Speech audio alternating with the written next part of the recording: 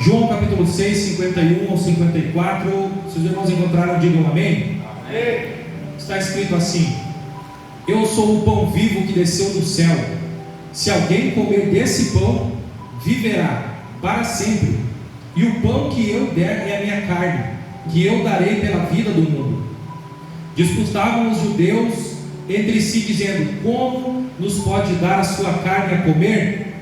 Jesus, pois, lhes disse: na verdade vos digo, se não comerdes a carne do Filho do Homem e não beberdes o seu sangue, não tereis vida em vós mesmos.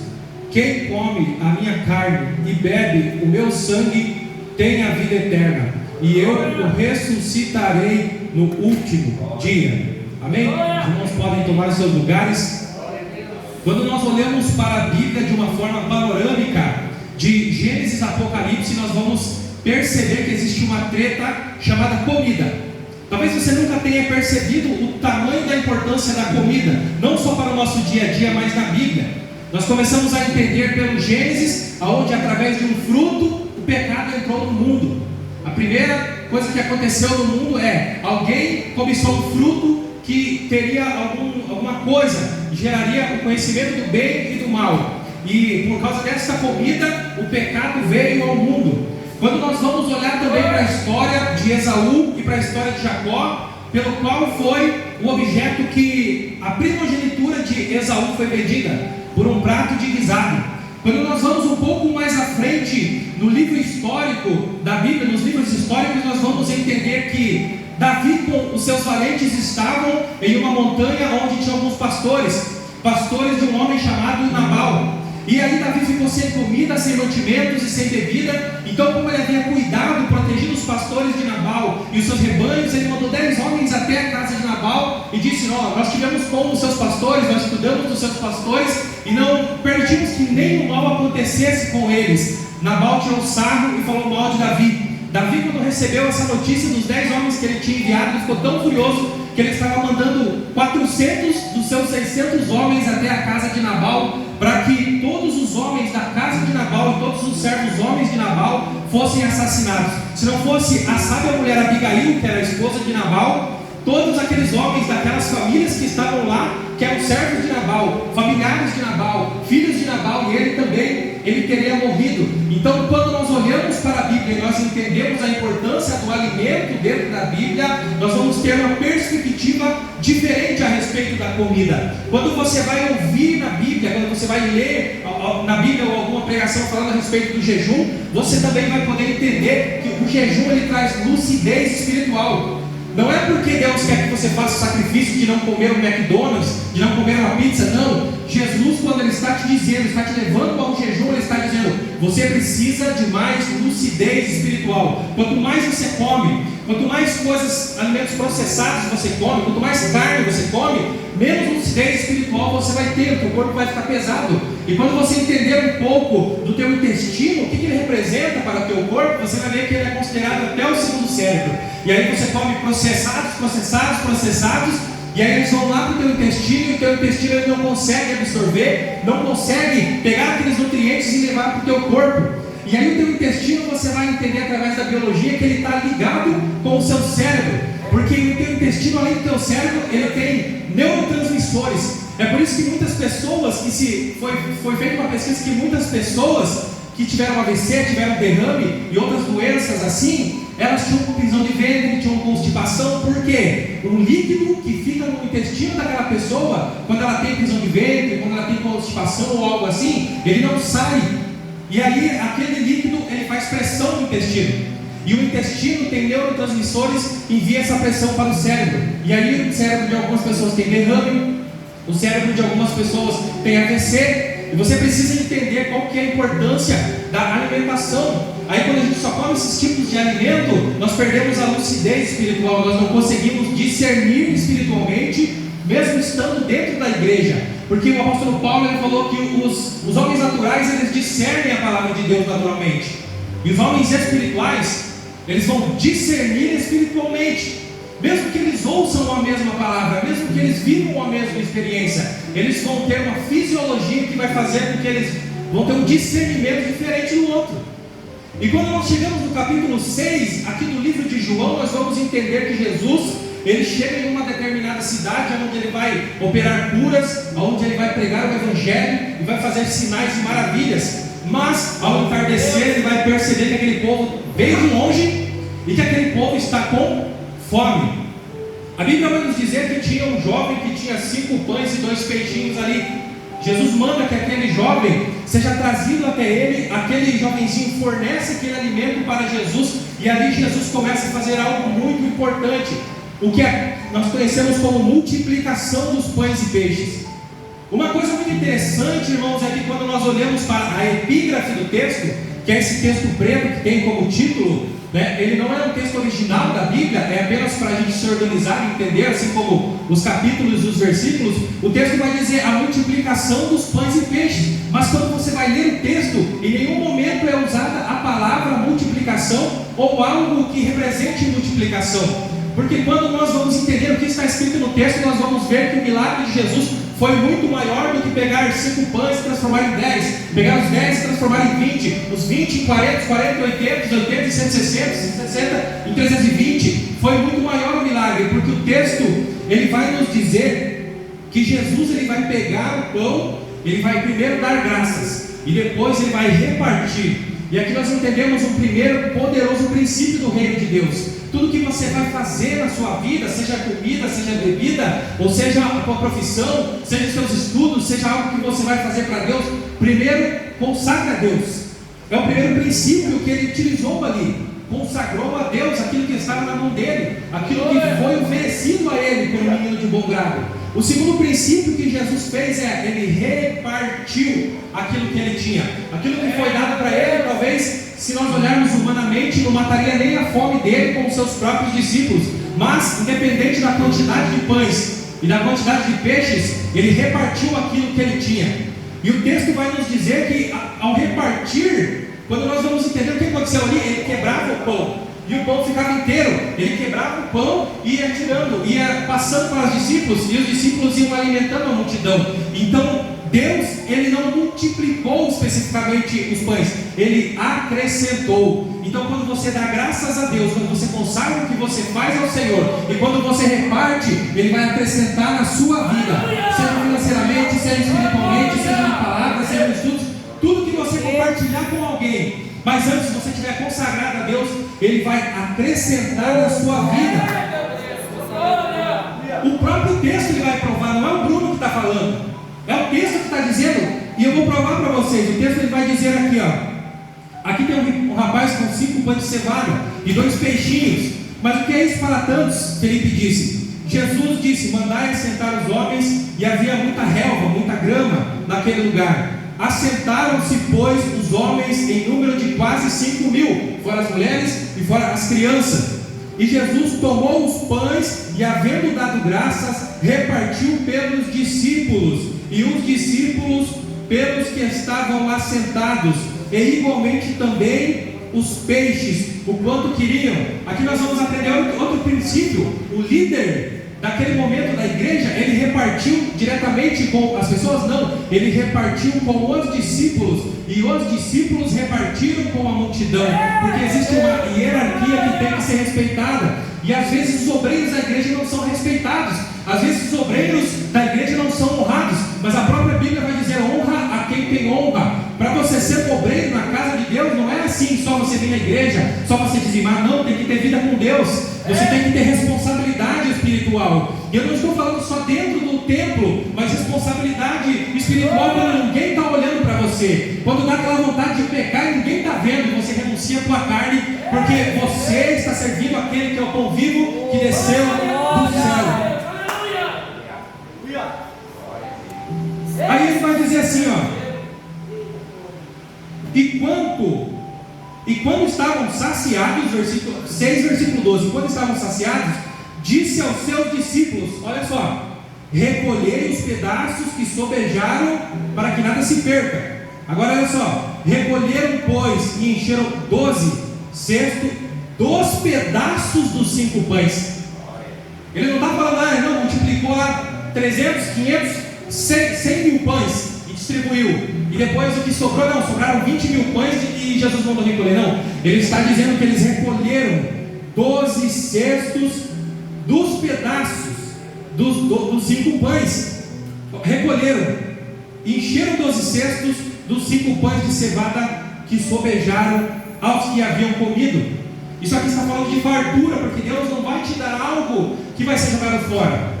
Mas Ele está te dizendo: se você estiver na minha presença, se você acreditar no meu nome, você vai viver em fartura, você vai viver em abundância. E aí tem pessoas que vão dizer: ah, mas eu estou na igreja há tantos anos, mas eu não vivo em abundância. Estou na igreja há tantos anos, mas eu não vivo em fartura. Você já vai descobrir o que pode estar acontecendo. Vendo, pois, aqueles homens o milagre que Jesus tinha feito, disseram: este verdadeiramente é o profeta que havia de vir ao mundo. Mas aí começa o problema, que talvez você tenha lido esse texto 10, 15, 20 vezes e ainda não tenha percebido. Nós vamos para o versículo 15, e aí o João, quando ele está escrevendo, ele vai dizer: sabendo, pois, Jesus que haviam de vir e arrebatá-lo para o fazerem rei, tornou a retirar-se para o monte. Olha só o que eles queriam. Eles já queriam pegar Jesus e já queriam fazer com que ele fosse rei. Jesus de fato era o rei. Jesus de fato era da casa de Davi e tinha direito ao trono, ou pelo seu pai terreno José, ou até mesmo pela sua mãe. A história vai dizer isso. Só que o reino deste mundo, a visão que nós temos deste mundo natural, não é a visão de Deus. É por isso que quando Saul reinava sobre Israel, Deus estava escolhendo Davi, o menor da casa de Jessé, porque o que nós olhamos com os nossos olhos naturais neste mundo não é o que Deus enxerga. Quando você perceber isso, você vai pensar que talvez você é fraco, talvez você é falho, talvez você não consegue, mas Deus está falando que você é um homem ou uma mulher poderosa, cheia do Espírito Santo, para fazer grandes coisas e maravilhas. Deus maravilhoso. Entenda isso. A visão que as pessoas têm de você é infinitamente inferior da visão que Deus tem de você. Aleluia. Então fique com a visão de Deus. Fique com a visão de Deus. Meu Deus. Aquele povo já queria tornar Jesus rei. E aí veio o segundo problema. Por que eles queriam tornar Jesus rei? Porque ele era o profeta que havia de vir? Porque era aquele que quem João Batista havia falado? Porque ele era o Messias que Isaías falou? Não. Quando a gente vai para o capítulo 6, versículos 26 e 27, a gente vai identificar o problema, que talvez até hoje você não tenha identificado, na multiplicação dos pães e peixes. O texto vai dizer que aquele povo veio até Jesus e Jesus respondeu a eles: na verdade vos digo, vocês me buscam não pelos sinais que vistes, mas porque comeste o pão e vos saciastes. Olha o problema. Meu Deus. Olha o problema. Jesus pregou, Jesus salvou, Jesus curou, mas o povo queria trazer ele, tomar ele para ser rei, porque ele matou a fome deles. E aí Jesus entendeu o que estava acontecendo e ele falou assim, no versículo 15 do capítulo 6: eu preciso sair daqui, senão eles vão tomar e vão fazer eu virar rei, que vai gerar um problema. Olha como que Jesus é esperto, inteligente, sábio. Jesus é maravilhoso, o cara é top. Olha só o que ele fez. Ele mandou só os discípulos dele. Aí a multidão que estava ali viu que os discípulos foram e Jesus ficou, então eles ficaram também. Ele falou assim: eu vou para o monte, você atravessa o mar e vão para Cafarnaum. Só que a Bíblia vai dizer que houve uma tempestade tão terrível que quando Jesus atravessou o mar e encontrou os discípulos, eles pensaram que era um fantasma. Sabe o que talvez você também não tenha entendido no texto? Que Jesus ele falou: vão, pega o barco e atravessa o mar. Aí aqueles homens experimentados na pesca olharam para o céu, tudo cinza, raios e trovões talvez, porque o tamanho da tempestade que aconteceu é o que nos diz. A não ser que ele morasse em Curitiba, que faz sol de manhã e de noite chove. Talvez ele falou: pega o barco e atravessa o mar que eu vou depois. Eles pensaram: vixe. Imagina Pedro, que era pescador, João, olhando o céu, olhando o barco, olhou o céu de novo, olhou o barco, mas aí eles obedeceram a ordem do mestre, porque existe uma hierarquia dentro do reino de Deus, e essa hierarquia ela foi obedecida, independente do que poderia acontecer com eles, independente de que o barco poderia virar, de que poderia ali para eles aparecer um fantasma, de que eles poderiam morrer afogados, sem entender o porquê Jesus mandou eles para lá, eles obedeceram. E a gente? Quando Jesus fala, pega o barco e atravessa o mar, você olha para cima, é só tempestade. E daí você pensa, ixi, eu vou sozinho? Jesus não vai no meu barco? Que tal? Qual é a nossa atitude perante Jesus? Porque quando está tudo bem, é fácil Jesus falar, pega, atravessa o mar. Hoje em dia, dependendo do tamanho do rio, tem até túnel, passa por baixo da água, tem ponte, tem avião, não é fácil atravessar o mar, tem navio gigante. Mas e se Deus mandar você atravessar o mar sozinho, sem Ele? Eu vou te encontrar lá no meio, eu vou te encontrar lá depois que você mostrar que você vai sobreviver para essa tempestade. Às vezes nós queremos só correr para Deus, qualquer coisa, correr para Deus. Eu me lembro uma vez que eu arrumava briga na rua, era criança, e os piazadas da rua queriam me bater, eu ia correndo para minha mãe. Um dia ela ficou de saco cheio e falou, se você trouxer mais uma briga para dentro de casa, você vai apanhar na rua e vai apanhar em casa. Nunca mais eu levei uma briga para dentro de casa. Talvez Deus está querendo que você assuma o controle. Não que você assuma totalmente o controle da tua vida, mas as responsabilidades que você tem no dia a dia, de pregar, de evangelizar, de orar, de vir à igreja, de servir a Deus. Meu Deus. Ele está esperando um posicionamento. Nós queremos só que Deus se posicione, que Deus faça, que Deus age. Deus quer mandar você pregar, não. Se entrar uma vaca aqui e falar comigo, virar 3 cambalhotas, eu vou. Senão, não. É isso que a gente quer. A gente fala na Bíblia que a mula falou, não, então tem que vir uma mula e falar comigo. Senão, se a mula falou com o Balaão e não falar comigo, eu não vou pregar, não vou evangelizar, não vou servir a Deus.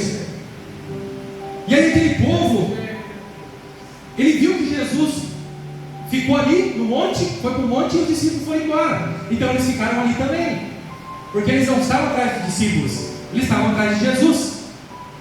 Aí Jesus foi para o monte orar e de madrugada ele atravessou o mar.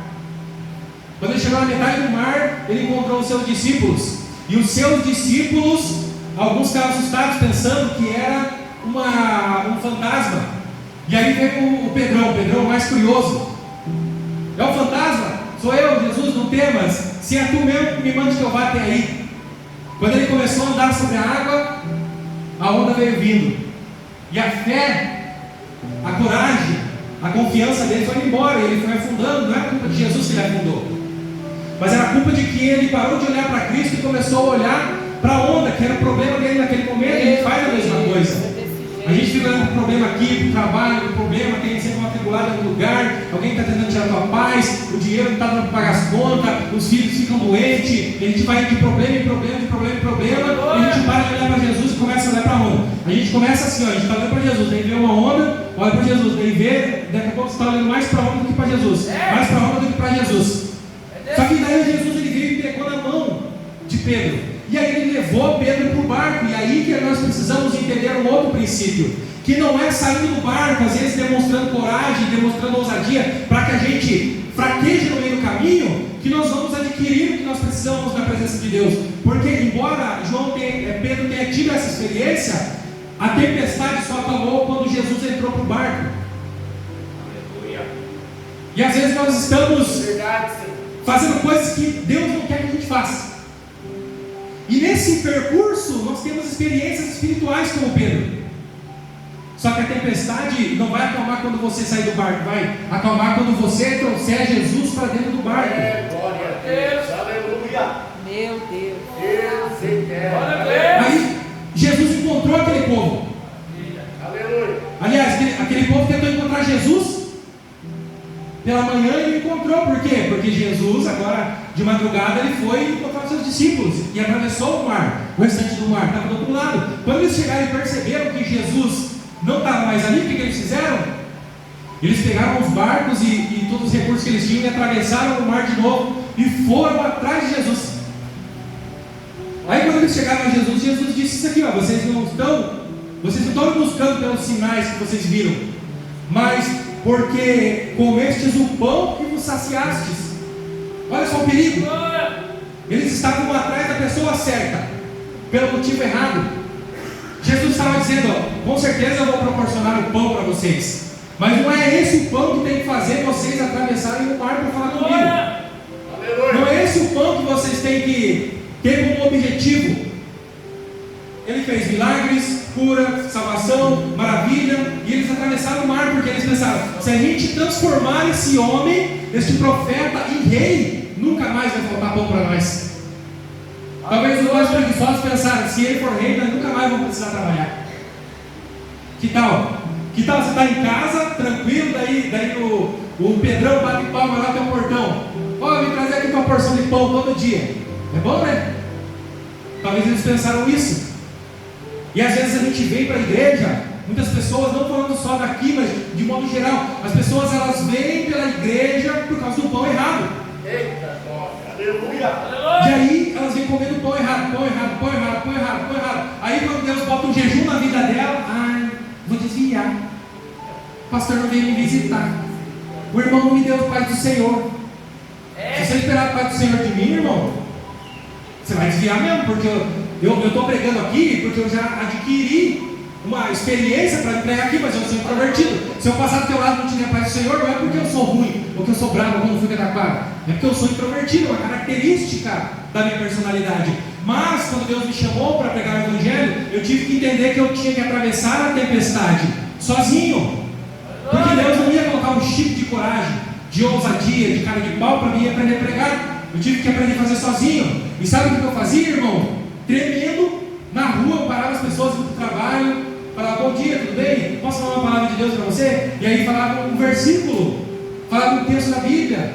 E além de eu me desenvolver nisso, eu ainda aprendia mais da Bíblia, porque eu tinha uma responsabilidade, ainda tenho, em pregar uma verdade pura e limpa. Porque aquilo que eu disser a respeito da palavra de Deus e for inverídico, Deus vai cobrar de mim. E assim qualquer um que pregar o Evangelho vai ser assim. Não importa se é aqui em cima do púlpito, ou se é lá no teu trabalho com o teu amigo, ou se é lá na escola. Nós precisamos ter responsabilidade com a palavra de Deus. Glória a Deus. E aí eu tive que passar por essa tempestade sozinho. Embora eu não seja um pregador daqueles pentecostais que rodopia e pula, mas eu aprendi a administrar a minha introversão. E eu sei que está cheio de pessoas aqui que tem o mesmo problema, tem a mesma dificuldade. Deixa eu te contar uma notícia: Deus não vai operar um milagre fazendo você ser uma pessoa extrovertida. Ele vai esperar você mostrar, Senhor, estou renunciando quem eu sou por causa de ti. Meu Deus. Aleluia. Glória a Deus. Aleluia. Quando eu pela primeira vez recebi um chamado de Deus, eu ia numa igreja, mas assim, só ia. Eu não sabia nada de Bíblia, não lia Bíblia, eu só ia. Um rapaz que me levava para a igreja, aquele camarada lá era bom no evangelismo. Ele buscava, ele pegava recurso, levantava recurso, alugava um ônibus, desses ônibus de linha, de gelinho, interbairros, e vinha desde lá do Tatuquara, passando, buscando toda a piazada, arrumando emprego para as piazadas, já meio perdido, e vinha vindo Tatuquara, Santa Rita, Vila Verde, Zique, Parigui, Itatiaia, vinha arrastando, chegava na igreja, quantos lotados de jovem. Não tinha um que trazia tanto jovem para a igreja que ele. Se fosse aqui, pastor, ele ia ganhar todos os presentes do culto da Bíblia, ele ia ganhar. E aí eu comecei na igreja, mas assim, eu ia todo sábado, não lia a Bíblia, mas uma coisa eu aprendi a orar. Eu tenho uma dificuldade de orar de joelho, porque quando eu aprendi a orar, a gente orava no monte. Eu não entendi de Bíblia, mas a gente ia meia-noite e saia 4, 5 horas da manhã no monte ali no Flamboyant, orando. Aqueles galhozinhos ficavam tudo verde, fluorescente, pareciam geloucos. Quem lembra de geloucos já passou dos 30. E aí a gente ficava orando. Agora imagine, um jovem que não sabia nem que Jesus era judeu, nem nada, orando da meia-noite às 5 lá. Foi a experiência que Deus me deu. Hoje eu tenho dificuldade de orar sentado, porque eu fico orando com Deus, abençoa, Deus, me perdoe, e a gente vai orando assim. Mas, como eu disse, eu não tinha uma vida com Deus de salvação. E aí, eu vivia lá, que eles chamam de crente Raimundo, pé na igreja, pé no mundo. Fazia as coisas do mundo, mas não sabe ir para a igreja. Ia orar, também que Deus não me matou, não me fulminou. Ia orar e depois ia lá nas piazadas. Só que eu comecei a parar de andar com a piazada, comecei mais para a igreja. E acredite se quiser, pessoas não gostavam disso, começaram a me difamar, falar mal. E eu era uma pessoa que já também não levava desaforo para casa. Uma vez meu pai falou assim, vai lá no restaurante e compra umas marmitas. Eu voltando com as 3 marmitinhas para mim, meu pai e meu irmão. Aí tinha 2 piás sentados e falou assim, se tudo é preguiça de fazer comida, eu falei, pelo menos meu pai tem dinheiro para comprar. Só veio uma pedra desse tamanho voando. Ainda bem que não acertou na minha cabeça. E aí, irmãos, no decorrer disso tudo, um dia, quando eu tinha 17 anos, Meu pai e minha mãe, 5 horas da manhã, iam trabalhar, me acordaram desesperado, que tinha um pedaço compensado na frente do portão, uma pomba morta, nessa posição, e embaixo estava escrito assim: a sua hora vai chegar. Agora imagina um pai e uma mãe sair para trabalhar e ver um negócio desse. Isso foi segunda-feira. Aí beleza, não contei para ninguém, não compartilhei com ninguém, meus pais ficaram preocupados. Eu insisti de que eu não tinha feito nada demais, porque daí o pai acha que o filho está traficando, está roubando, está matando. Mas nem sempre é isso, às vezes é maldade no coração das pessoas também. Não vou dizer que eu era santinho, mas eu não era um assaltante, um bandido, um traficante. E aí eu fui ameaçado de morte na segunda-feira. Na terça-feira recebi um amigo que alugava o ônibus, falou: vamos lá na casa do missionário, lá no Beraba. Eu falei: vamos. Não falei nada para ele. Chegamos lá na casa da missionária. Era uma casa de madeira, casa mesmo, não era igreja. Só que ela pegou o melhor cômodo da casa dela, a sala provavelmente bem ampla, comprou umas cadeiras, colocou lá e ela ministrava as pessoas, ela pregava e ela tocava violão. Não tinha muitas pessoas naquele dia, era uma tarde, como se fosse um culto do círculo de oração à tarde. E ela pegava aquele microfone e dedilhava o violão e começava a cantar e adorar a Deus, mas ela não estava cantando uma música, ela estava louvando a Deus. Ela fazia a adoração dela em forma de louvor. E aí nisso ela começava a falar em línguas e ela ia falando com as pessoas que Deus direcionava. E a partir daquele momento Deus usou a vida dela para falar comigo que eu teria um ministério. Eu nem sabia o que é isso direito, mas eu entendi que ela estava querendo dizer que eu ia ser pregador do evangelho. Eu falei: vixe, eu? Introvertido? Que mal vou na igreja? Só que aí ela confirmou que era Deus falando comigo, porque ela disse: o diabo colocou a arma na mão do servo dele para te matar, mas isso não vai acontecer porque eu não permiti. Aquele dia, Deus falou de forma tão poderosa comigo que eu nem falo para as pessoas o que eu ouvi naquele dia, porque se tem gente que vai me chamar de mentiroso. Então eu compartilhei só mais de 15 anos com 2 ou 3 pessoas a respeito daquilo. Mas aí, a partir daquele momento, eu comecei o desejo de não ser pregador, de não querer ir para a igreja. Às vezes eu passava por um problema, eu pensava: vixe, eu estou passando por esse problema porque Deus quer que eu faça algo e eu não estou fazendo. E eu ia chorar e ia falar para Deus: Deus, eu não quero isso, eu só quero ter uma família, ter condições de sustentar minha família, eu não quero isso. E aí a Bíblia vai dizer a respeito de homens que tiveram promessa. E tem até um hino, que eu já vou falar antes para que ninguém tenha glória a Deus, que é herege, que vai dizer: quem tem promessa de Deus não morre, então não desiste, não morre. Então vai ler a história de Saul, que tinha promessa de Deus. Não morre, vai ler a história de Jeroboão. Então, o que Deus fez com eles? Terminou a casa dele. Deus falou assim: eu vou dar 10 tribos da casa de Israel para você, e se você andar nos meus caminhos, não vai faltar descendente no trono para você. Ele foi lá e fez o quê? Adorou outros deuses, fez mal ao povo de Israel, levou Israel a adorar outros deuses. E aí Deus exterminou a casa dele. Ali você vai entender que quem tem promessa de Deus morre. Fica brincando que quem tem promessa de Deus não morre para você ver o que pode acontecer. E aí fui indo, passando 1 ano, 2 anos, 3 anos, e eu não querendo compromisso, não querendo pregar o evangelho, não querendo nada, até que um dia em 2012, muitos e muitos anos, de 2007 para 2012, uma coisa assim, eu cheguei no trabalho 1 hora da noite, 1 hora da manhã, que eu trabalhava das 4h48 até 1 da manhã, sempre deixava um lanchinho preparado, comia e dormia. Quando eu sentei na cama, liguei a televisão e comecei a comer, eu tive uma visão de olho aberto. Eu dentro do caixão, eu me vi de olho aberto, dentro do caixão, e uma voz falou comigo assim: você só tem 4 meses. Aí se eu pudesse, eu virava crente na hora. Que tal? Talvez você está renunciando aquilo que Deus colocou para você fazer, e você está passando prova, e mais prova, e mais prova, e você pensa: meu Deus, mas eu não estou mentindo, eu não estou matando, eu não estou roubando, eu não estou pecando, por que eu estou passando por isso? É porque Deus ele estabeleceu para a sua vida o ministério, e você talvez está negligenciando o chamado de Deus. Aleluia! E você acha que Deus não faz isso? Faz. Certa vez um irmão foi pregar na igreja, estava congregado, e ele estava muitos meses com o joelho estourado. E aí o pastor, ele pregou, o pastor no final do culto falou: quero chamar os presbíteros aqui para orar pelo joelho dele. E eu estava no primeiro banco e Deus falou assim: vai lá e coloca a mão no joelho dele e repreende. Só que eu não fui. Por quê? Porque eu pensei: não, eles vão me chamar de metido. Ele chamou os presbíteros, eu sou seu cooperador. E eu não fui lá e não coloquei a mão no joelho e não repreendi. E naquela noite eu passei dores da pior que eu tinha trauma, dor de ouvido a noite inteira. E eu senti o meu coração latejando no meu ouvido. e eu passava a noite toda assim, com raiva, chorando, de raiva, de dor, e pensando que devia ter colocado a mão no joelho, eu devia ter colocado a mão no joelho dele. E talvez Deus está mandando você colocar a mão no joelho de alguém, você não está colocando, ele está passando prova atrás de prova. Aí você vai dizer, não é da igreja, culpa de Deus? Não, é culpa que você não está aceitando quem você é no reino de Deus. Meu Pai. As pessoas estão dizendo, não vai. Aí você aceita, não vou mesmo. As pessoas estão dizendo, não pode. Aí você aceita, é verdade, eu não posso. Jesus falou assim, ó, para o discípulo: se crerdes e não duvidardes, verás coisas maiores do que essa. Aleluia. Depois de operar grandes coisas. Como assim, se crerdes e não duvidardes?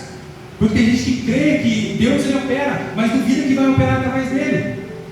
A pessoa fala, irmão, eu creio que Deus cura. Aí quando Deus quer que aquela pessoa cure alguém, não, duvido que ele vai me usar eu. E aí a gente vai abandonando aquilo que Deus tem para a nossa vida. E vai passando por dificuldades. E aí eu comecei a ir para a igreja, comecei a entender um pouco mais de Bíblia.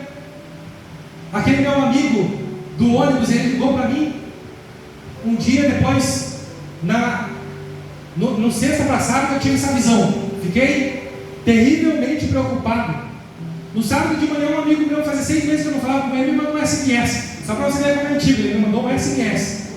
Ele falou assim: fala, mano, bom dia, tá tudo bem? Estava orando por você e senti a presença do Espírito da Morte. Imagina como eu fiquei dele. Aí beleza, né? Contei ele para ele o que aconteceu. Ele me convidou para ir num culto que era dos jovens, ia demorar um mês mais ou menos para acontecer. E isso foi no domingo. Na segunda-feira ou terça, eu estava lavando a louça e pensando, naquele meu amigo do ônibus, nossa, ele vivia me enchendo o saco para a igreja, agora que eu preciso, ele não me chama. Acredite se quiser, na quarta-feira ele me ligou. Me chamou para ir na igreja. Era uma igrejinha pequena, que acho que nem existe mais, ali no Campo Comprido, Casa Favorita, era o nome da igreja. Pequenininha. E aí Deus operando. Fui no culto, chegou no final, pastor, tem alguém aqui que precisa aceitar Jesus. Ele não perguntou, tem alguém aqui que quer aceitar Jesus? Ele falou, tem alguém aqui que precisa aceitar Jesus. Meu coração já começou, eu nem que eu estava de blusa, uma blusa grossa. Aí essa pessoa não via que eu estava tremendo. Cadê a pessoa? A gente tem que finalizar o culto. Passou 1 minuto, passou 2. Cadê a pessoa? Eu vi assim pela visão periférica que alguém levantou a mão. Falei, você quer aceitar Jesus? Quero. Pode vir, mas não é você que Deus está chamando. Aí meu coração virou pum. Não vai vir, só vai esperar mais 30 segundos. Daí eu levantei a mão. Nos últimos segundos, talvez nos 3 ou 5 últimos segundos, ele falou, pode vir que é você. Eu já caí ajoelhado no chão e Deus falou comigo. E ali eu aceitei a Jesus. Comecei para a igreja todo sábado com ele. Só que a igreja era longe. E aí tem um ponto importante para a gente ser ganhador de alma. Faltava acompanhamento, porque o meu amigo que levou para a igreja morava em Pinhais e vinha de Pinhais para o Comprido. Ele não podia trabalhar, cuidar da vida dele, e vinha ali no Barigui, no SIC, me buscar e levar para a igreja para o Comprido. E eu comecei de ônibus todo sábado, mas um dia choveu. Aí eu não vou sozinho na chuva. Aí no outro eu fui, daí depois eu fiquei com preguiça. Aí eu fui de novo, daí faltei 2 e fui um. E aí eu já estava desanimado de novo, porque não tinha acompanhamento, não tinha um cristão experiente que me instruísse, que me ensinasse quem é Deus, quem é o Espírito Santo, quem é Jesus Cristo, o que é salvação, o que é batismo, o que é ceia, por que a gente tem que participar disso, por que o ladrão da cruz ele morreu e foi para o céu e ele não se batizou e não tomou ceia. Não tinha quem me explicasse. Eu fui desanimando porque eu era ignorante na fé. Só que aquele meu primeiro amigo desse semestre tinha me convidado para o culto dos jovens, que era no dia 29 de setembro de 2012, e eu fui naquele culto e Deus falou poderosamente comigo, e eu falei assim, não, eu vou aceitar aquilo que Jesus está falando para eu fazer, e comecei a ir para a igreja. Eu não queria o pão, porque o pão, o livramento, eu já tinha recebido lá atrás. Talvez Deus podia me dar outra revelação que eu podia morrer depois de novo, sei lá. Só que a partir daquele momento eu aceitei o pão da vida, eu deixei de aceitar o pão físico de farinha. Eu aceitei o verbo, a videira verdadeira, o pão da vida. E comecei a ir para a igreja. E a igreja ela tem muito defeito, porque são pessoas normais. Ninguém larga o trabalho muitas vezes porque está dando problema no trabalho. Mas se o irmão, como eu disse, não der para o Senhor, já é motivo para a pessoa não vir na igreja no próximo culto. E aí o meu amigo que me ganhou para Jesus ali, que me ajudou, que me convidou para esse culto jovem, ele fazia acompanhamento, e ele entendia que algumas coisas aconteceu na igreja e pela minha ignorância na Bíblia, eu poderia não entender. E aí ele ia pregar e me levava junto. Ele ia pregar em outro lugar e me levava junto. E foi indo. E nisso eu vi aquelas pessoas falando, achar bacana, não sei o que. Eu falava, será que esse negócio é de verdade? E eu não aprendi com ninguém se era de verdade ou de mentira, porque eu fui para a Bíblia. E eu entendi da Bíblia. Porque não importa o que nós estamos falando aqui no púlpito, a não ser que seja Jesus, ou seja eu, o pastor Daniel, qualquer pessoa, nós devemos, claro que nós cremos, nós conhecemos e nós confiamos, mas nós precisamos atestar a palavra de Deus, estudando e entendendo se aquilo que está ali é verdadeiro ou não. Porque se a gente só crê de ouvir falar, eu creio porque eu ouvi lá no púlpito. Aí no dia que você estiver evangelizando o teu irmão, o teu colega de trabalho, você vai passar vergonha, porque Jesus não é contigo? Não, mas porque você não se dedicou ao conhecimento e ao entendimento daquilo que Deus quer fazer. E aí eu fui na Bíblia e eu entendi, porque eu vi que tinha muita controvérsia. Um acredita, outro não acredita, outro fala que é falso, outro fala que isso era para a igreja primitiva, outro fala que isso vale nos nossos dias. E aí eu fui estudar e fui entender na Bíblia qual texto está falando de que coisa. E eu comecei a pegar um desejo de entender o que a palavra estava falando, porque as pessoas que estavam ao meu redor, elas me ouviam. E eu entendi, meu Deus, se eu falar uma coisa errada para essa pessoa e ela for para o inferno, a culpa vai ser minha. Eu vou contribuir para que ela seja condenada ou para que ela seja salva. E eu uso as palavras de Paulo: se nós pregamos uma verdade bíblica, o sangue dos ímpios não está nas nossas mãos. Paulo falou aos apóstolos: mas se eu não pregar uma verdade bíblica, eu vou dar conta dessas almas, eu vou dar conta dessas pessoas, porque eu entendi que o pão que eu precisava não era só o pão da providência que sacia a fome do estômago. Só que, como eu disse, o estômago, o intestino é muito importante. Daí as pessoas levam tanto em consideração que elas estavam pegando um homem que era Jesus, nós sabemos, mas que naquela época talvez era só mais um profeta. Porque se você ler a história eclesiástica do bispo Eusébio de Cesareia, você vai ver que muitos outros vieram dizendo que era Messias, muitos outros vieram fazendo, entre aspas, milagres, falando que era aquele que há de vir, e morreram, e os seus discípulos se dispersaram. Então Jesus, até que provasse o contrário, era apenas mais um. Era mais um que ia morrer e os discípulos iam fugir. Então nós precisamos entender através da palavra. Irmão, mas eu não entendo. Pergunta para quem entende. Faz um curso.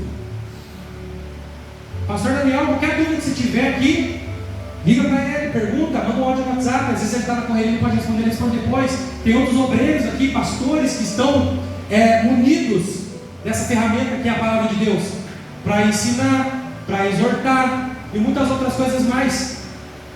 Mas aquele povo queria fazer ele rei, porque eles só queriam providência. Se fosse nos dias de hoje, sabe o que eles queriam, pastor? Só carro, só casa, só comida boa, só dinheiro na conta. Quem que não quer acordar com dinheiro na conta, não se preocupar se vai ter um boleto para pagar amanhã, depois, se o cartão de crédito está estourado ou não? Todo mundo. Mas talvez se você estiver deixando de fazer aquilo que Deus quer que você faça, não estou nem dizendo deixando de ser cristão que Deus quer que você seja, você vai passar por algumas dificuldades, e você vai ter talvez um limite onde Deus ele vai aturar a tua irresponsabilidade com a palavra dele, com o ministério dele. E aí ele vai poder falar para você, quando chegar aquele dia: servo bom e fiel, entra no gosto do teu Senhor. Ou ele vai falar assim: servo mau, lança ele nas trevas exteriores. É terrível, porque na Bíblia está demonstrando que o inferno é ruim, mas o inferno vai ser jogado no lago de fogo, e o lago de fogo vai ser jogado nas trevas exteriores. Ruim, terrível. Nós precisamos entender isso então, que não é só o pão físico, não é só a casa, não é só o carro, não é só vir na igreja, não é só dizimar, é fazer aquilo que Deus estabeleceu para que você fizesse. E é difícil a gente ser confrontado, porque a gente não quer pregar. Quantos aqui vão querer sair na rua e falar um versículo da Bíblia, uma palavra para alguém? As pessoas não querem. Quantos aqui vão querer arrumar recurso, ajuntar um ônibus e buscar a piazada para trazer para o culto? Por isso muitos são chamados, mas poucos são escolhidos. E aí Jesus, ele é inteligente, ele é estrategista. Ele falou: vocês querem falar de pão mesmo? Então vamos falar de pão. Eu sou o pão vivo que desceu do céu. Ele estava falando assim, ó, esse pãozinho aí que vocês viram, que quando eu quebrava, ele acrescentava e todo mundo comeu, esse pão precisa deixar aqui no cesto, ele apodrece. Só que eu sou o pão que não apodrece. Eu sou o pão que vai saciar a tua fome. Eu sou a água que vai saciar a tua sede por toda a eternidade. Por isso que Jesus é o pão, por isso que Jesus é o verbo. Por que Jesus é o verbo que se fez carne? Porque quando nós vamos ler João 1, no princípio era o verbo, ou em algumas versões aqui de James, no princípio era a palavra. Existem duas palavras gregas para verbo ou palavra, que é logos e rema. O que significa isso? Que rema é a palavra enviada. Ou seja, o que eu estou fazendo aqui é rema. Eu estou enviando a palavra de Deus para o ouvido de vocês. Só que o logos é a palavra recebida, é aquilo que nós estamos recebendo. Então daqui para aí é rema, daí para cá é logos, porque vocês estão recebendo a palavra. E Deus estava dizendo, no princípio era o verbo, no princípio era a palavra, é o logos que eu estou enviando para vocês. É Jesus. Consegue perceber a intensidade de um simples texto de João capítulo 1? Aí ele é o verbo, ele é o pão, e ele é a videira verdadeira. Quem está em mim produz frutos. Qual que é o fruto da videira? A uva. Você já percebeu que se você ir lá no mercado comprar uma uva e ela não estiver rachada, você jamais vai encontrar um bicho dentro da uva? Glória a Deus. Alguém pegou?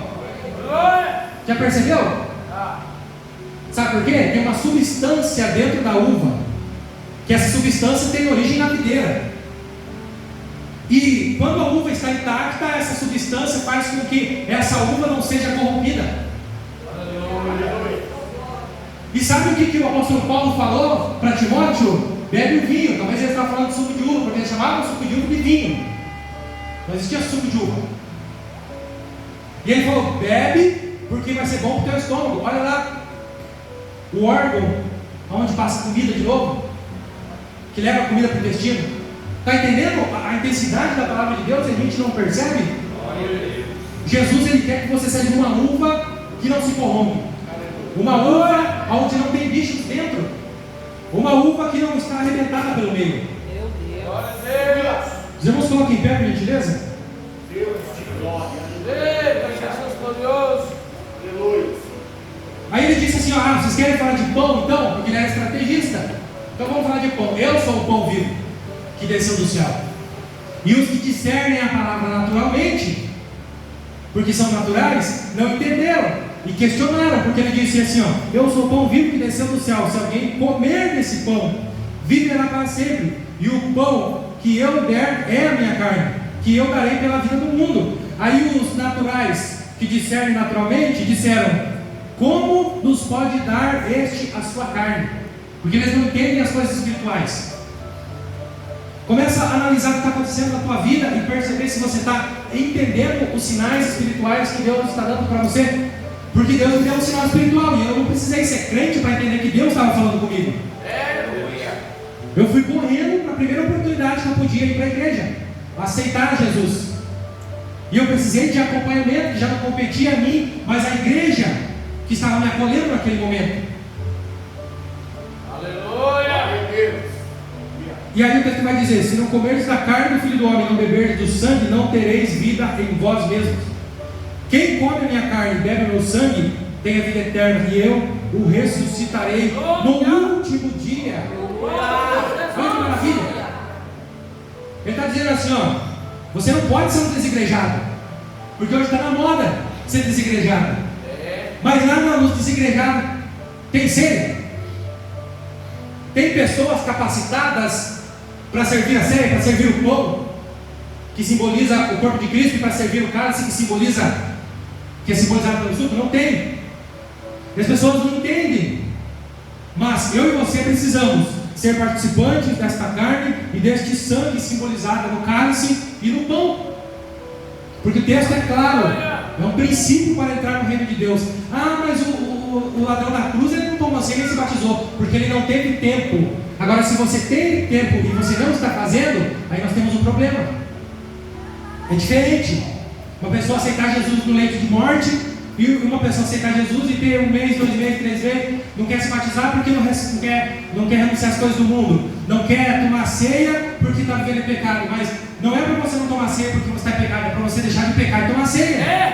É para mim não pecar e tomar ceia. Meu Deus. E tem pessoas que tomam em pecado, daí a Bíblia vai dizer, o apóstolo Paulo vai falar, por causa disso, dos que tomam a ceia indignamente, há muitos fracos, cansados e outros que dormem. Ele está falando dos que já morreram e dos que não morreram em Cristo, porque eles estavam agindo indignamente, estando dentro do corpo de Cristo. E eu não estou falando só de templo, eu estou falando de ser cristão até mesmo quando nós não estamos sendo vistos, de nós nos alimentarmos do pão vivo do céu, porque ele vai saciar a tua sede. E se um dia não tiver um pão físico na tua mesa, você ainda vai glorificar a Deus. Se te faltar um membro da família, você ainda vai glorificar a Deus. Se vir a doença, você ainda vai glorificar a Deus. Se vir desemprego, você vai glorificar. E depois disso, Deus te glorificará. Oh, glória! Aleluia! Porque foi isso Aleluia. que ele fez com Jó. Quem lê o livro de Jó vai saber que ele tinha 10 filhos, tinha tantas ovelhas, tinha tantos bois lá, e daí ele perdeu tudo, morreu tudo, os filhos, os servos. Aí no final do livro de Jó vai dizer que se ele tinha 10 ovelhas, agora ele tem 20. Se ele tinha 10 carneiros, agora ele tem 20. Se ele tinha 10 servos, agora ele tem 20. O texto vai dizer que Deus multiplicou, Deus dobrou o que ele tinha. Só que ele continuou tendo 10 filhos ali. Ele não teve 20, ele teve 10. E talvez Jó, ele se questionou a vida toda: meu Deus, por que Deus multiplicou tudo e não multiplicou meus filhos? Mas é porque ele não perdeu os filhos dele. O livro de Jó vai dizer que ele sacrificava pelo pecado dos filhos dele. Quando Deus permitiu que eles morressem, eles foram salvos. Quando os filhos de Jó passaram, quando Jó passou e os outros 10 novos passaram, ele se encontrou com seus 20 filhos na glória de Deus. Você está entendendo o princípio? Tem respostas que você não vai receber agora, é só na glória. Aleluia! Nós precisamos adquirir um pouco mais de maturidade. Cada um tem o seu nível, mas nenhum tem o suficiente. Paulo falou que nós precisamos ir até a plenitude, e ele não está dizendo para nós sermos perfeitos, mas que nós temos que ir até o limite que Deus nos permitir aqui nessa terra, de comunhão com Deus. Então nessa oração que nós vamos fazer agora, que a gente possa refletir: Senhor, eu estou dando mais crédito para o pão físico ou para o pão vivo? Oh, meu Deus. Senhor, eu estou cumprindo o teu chamado, o teu ministério para a minha vida? Eu estou utilizando aquilo que o Senhor estabeleceu para a minha vida? Ou estou negligenciando, sendo cristão bom, está fazendo tudo certo, vem à igreja, dizima, ora, mas está renunciando àquilo que Deus colocou, teu ministério de cura, de louvor, de adoração, de pregação, de ensino? Que a gente possa curvar a nossa cabeça nesse momento e orar a respeito disso, para que Deus nos revele aquilo que nós precisamos que seja revelado, e não aquilo que nós queremos que Deus nos revele. Curva sua cabeça. Pai amado, Pai querido, nós estamos aqui nesta noite para receber uma porção da tua palavra. O Deus que não saiu de mim, mas saiu de ti. O Deus que essa palavra tenha gerado, Senhor, o alimento que vem do céu, tenha gerado o confronto que nós precisamos, tenha gerado, Senhor, a libertação que nós precisamos, a maturidade que nós precisamos, para que nós possamos caminhar mais uma milha e depois mais outra milha, para que no último dia, como foi dito, nós, sendo participante da tua carne e participante do teu sangue, possamos herdar a vida eterna e possamos, Pai, nos alegrar contigo de eternidade em eternidade, porque toda lágrima vai ser enxugada, toda dor ela vai ser extinguida, toda tristeza já não vai existir mais na vida de todos nós que chegarmos naquele dia e o Senhor falar para nós: servo bom e fiel, entra no gozo do seu Senhor. Para todos aqueles que no dia do tribunal de Cristo formos galardoados, e quando abrirmos as nossas mãos,